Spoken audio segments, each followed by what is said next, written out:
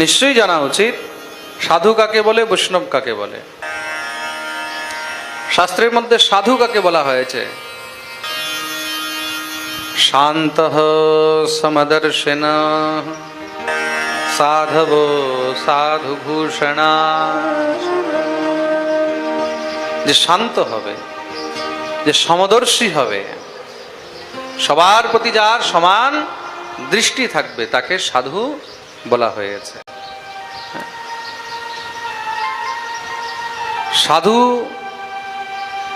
অনেকেই হতে পারে, কিন্তু বৈষ্ণব সবাই হতে পারে না। খুব মন দিয়ে শুনবে, যে অবৈষ্ণব সেও সাধু হতে পারে, কিন্তু বৈষ্ণব সবাই হতে পারে না। বৈষ্ণব কাকে বলা হয়েছে? বিষ্ণু জানাতি ইতি বৈষ্ণবঃ।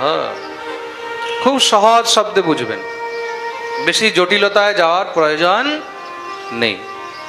যে নারায়ণকে জানে, যে বিষ্ণুকে জানে,